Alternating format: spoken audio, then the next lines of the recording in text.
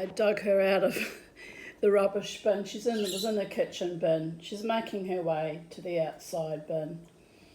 But I just, her shoe just broke off. There we go. There we go, little lady. Well, you're 48 years old and you're made out of plastic. Eventually, we all decay. But look, she was beautiful. She had a lovely mantilla, but that snapped off as well. And I loved her. I loved these symbols of fake love that my parents, or my mother actually, bought for me. Because my mother was a narcissist, and I was her little extension. So I must say, and let's be fair here, she always bought me the most beautiful toys and books and jewellery and strange foreign costumes, Mexican ones, German ones. There's even a photo of me in Las Palmas looking decidedly like I'm dressed for the Canary Islands, which she sewed those clothes, that particular outfit. There was slacks and a little top. And she bet me viciously because I cried because she stuck pins in me while she was trying the clothes on me. So I got lots of hidings. This was the prelude to our voyage to Germany on the first star. Lots of trauma memories even from that. So here she is. I called her Esmeralda. I don't know what her real name is. What is her real name? Let's have a look. Made by Marin Chiclana. I don't know how to pronounce that. Chiclana.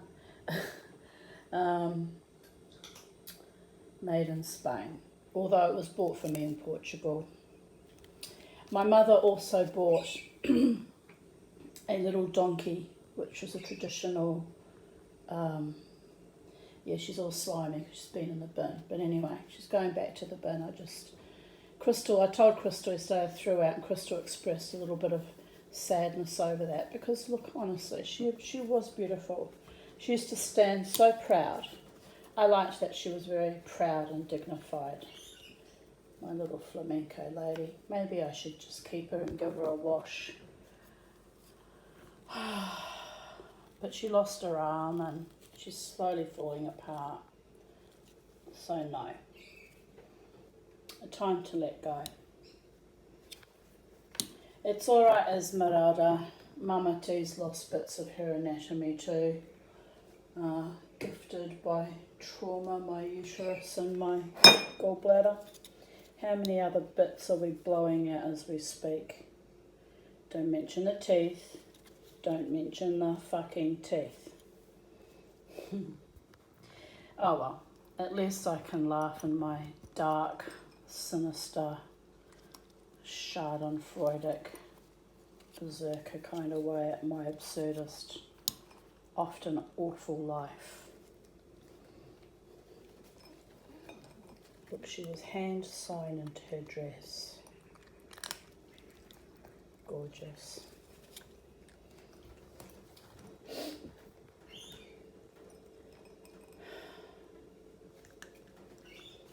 Via con Dios, Esmeralda, you're just a dolly, you're not real. Got aspects of my soul because I protected you and kept you precious along with so many other things from the past. But at the end of the day, you're just a dolly.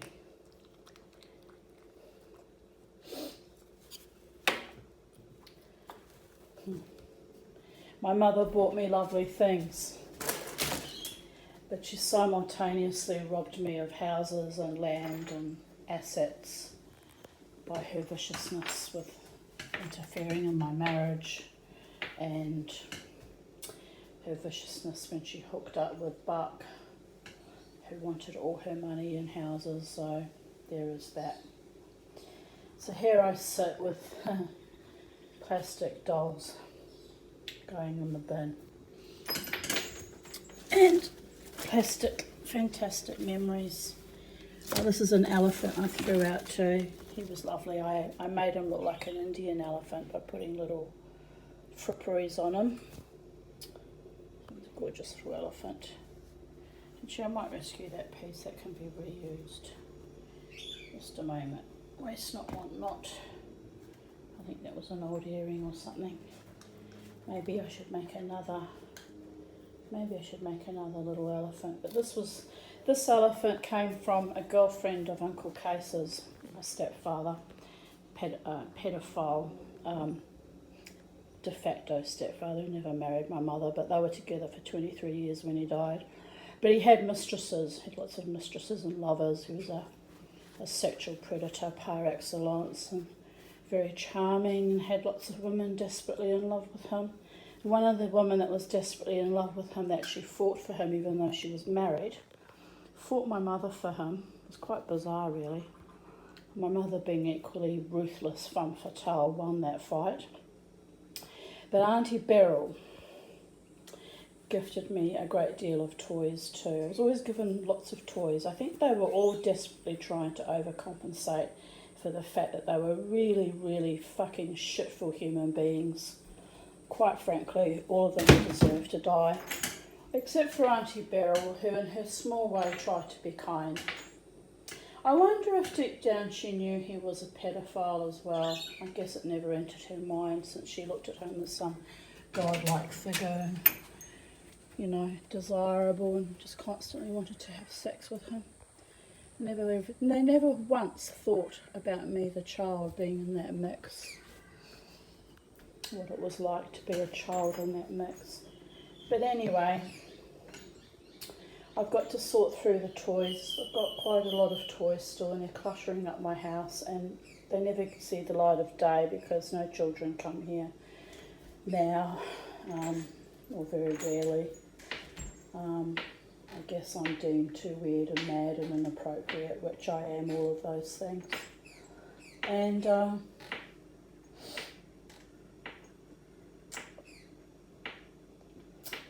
so there is that. So I might sort through the toys later, and there's still about 3 dolls left from my childhood that aren't completely manky like that one, or don't have an evil glow to them. One is a Maori doll. I was considering sending it to Megan until she started with her freaking utter filthy anti-Semitic weird ideas, Holocaust denying. So I had to unfriend her and all my other cousins. But I think I've got 2 left on my page who I haven't unfriended because I don't know why they're still there, but I decided to not unleash my rage on everyone. But all the cousins related directly or in close contact with Megan, I had to regretfully unfriend because I don't want people on my page that are Holocaust deniers. I don't want false people on my page because I write a lot about my life on my page, and I'm authentic and true, and you know, I take this all very seriously. Unfortunately, other people use it as a weapon against me, my truth, and try and twist it and turn it and slander it. But I've just posted all the photos from my childhood of me dressed up, pretty much in drag really, as a Mexican and a little German girl and a little Spanish girl.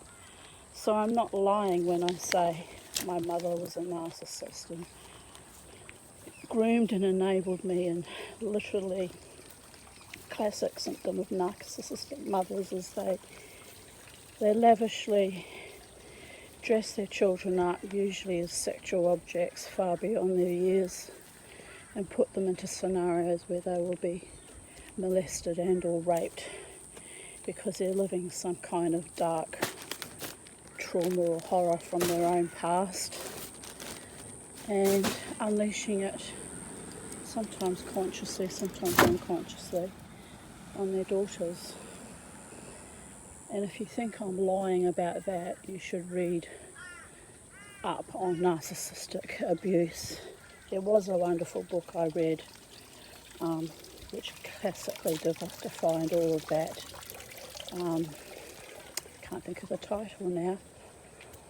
But Google up mothers and daughters narcissistic abuse and it'll come up, all the titles you should read.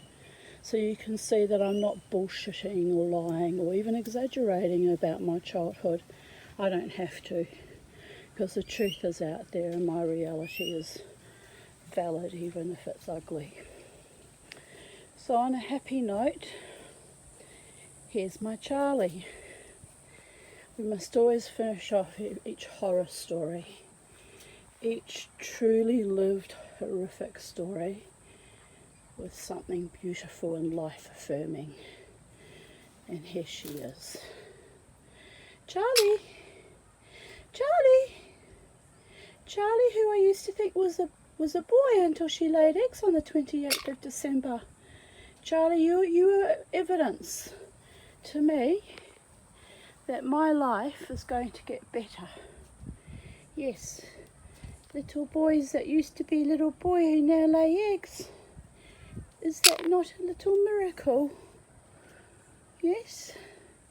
You're not talking to me because of the camera, the phone camera in your face.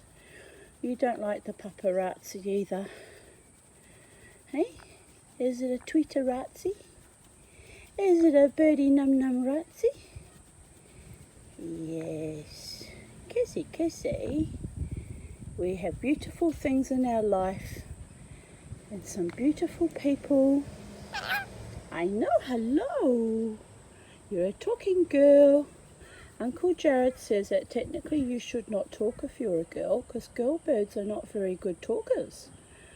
And that's why you had us fooled that you were a boy this whole time. Yes. You're an anomaly. You're an anomaly like your mama T. A talking, walking miracle and an anomaly. Lays eggs and talks. Yes? Here's a pretty girl.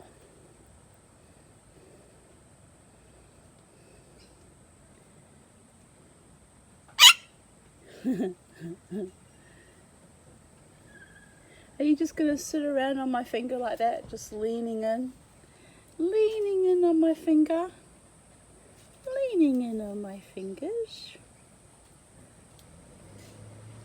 If it weren't for beautiful beings like you, Charlie, Mummy wouldn't be alive today. I just want to put that out there. I'm not suicidal, or I'm not making any vague threats or intentions of suicide. I'm just very conscious of what it's taken to keep me alive against all odds. What's up? Perfect context. You don't even know what I'm talking about, but that was perfect context. What's up, Charlie? What's up?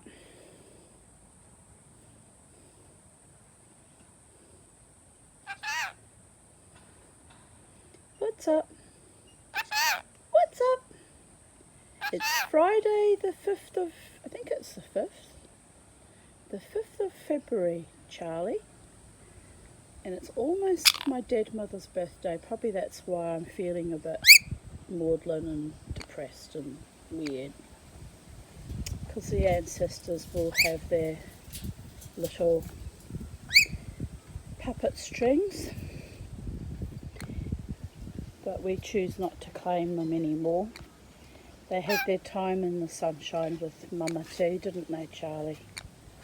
Too much time they had. Too much sunshine. Now they can stay in their dark corners of hell where they belong. We cast them out, the demons of the past, don't we, Charlie? We send them to the darkest echelons of hell where they can just wait for me. Yes?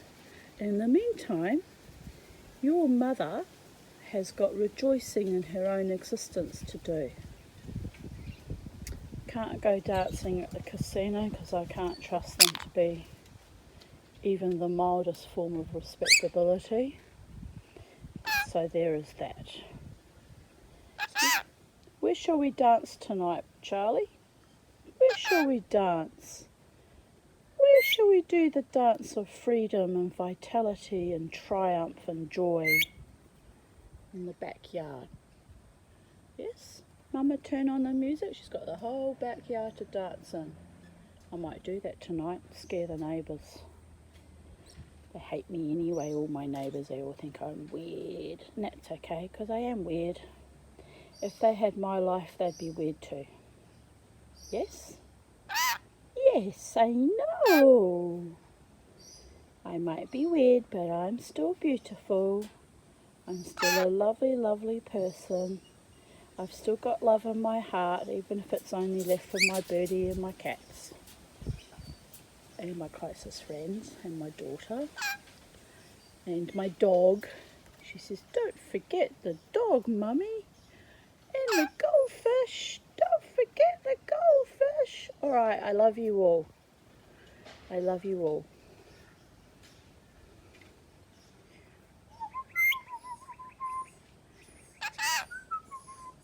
Because love is the law, according to Aleister Crowley, who was also quite weird. I don't believe in his dark thalamic magic, but I kind of get what spawned that. We get what spawned that, don't we? Yes. Seeking after empowerment and furious anger after a lifetime of trauma can turn people dark and ugly.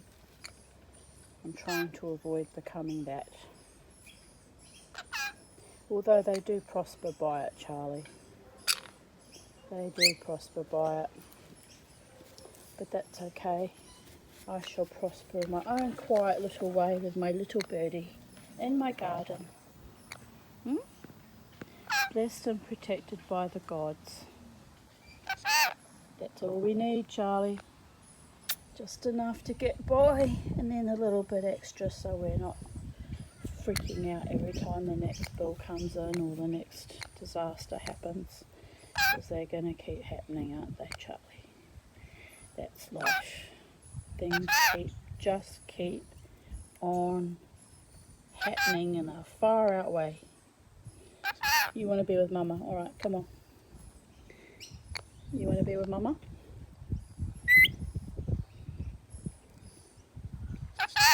I love you. I love you, that's what's up. I love you, that's what's up.